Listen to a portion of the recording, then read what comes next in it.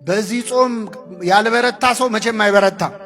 ሰነፍ ገበሬ በሰኔ ይሞታል ይባላል። ልክ የሚዘራበት ሰዓት የሚሞት ሰነፍ ገበሬ። በአብይ ጾም ያልበረታ መቼም አትበረታ። አሁን ሰሞኑን ሰይጣን መግቢያን የሚያጣው መግቢያ መድረሻ። ለምን ሰው ሁሉ ይጾማላ፣ ከሚጾመው ሰው አፍ እሳት ይተፋበታል ይላል፣ አይኑን ይወጋዋል። ስለዚህ ጾም ሲመጣ ሰይጣን መድረሻ ያጣ፣ ድል ይነሳል። አሁን በዚህ ጾም ምን ልታረጉ አሰባችሁ? ምእመናን ቤተ ክርስቲያን ጾም አወጀች ለኛ ብላ፣ እስቲ ጌታን ምሰሉ ብላ፣ ክርስቶስን ምሰሉት፣ ከኔ ተማሩ እኔ የዋህ በልቤም ትሑት ነኝ ያለውን ክርስቶስን ምሰሉት ብላለች። እስቲ ክርስቶስን እንምሰለው በዚህ ጾም። በምንድን እንዴት ብንጾም ነው? ስለ ጽድቅ ሰው በብዙ ምክንያት ይጾማል።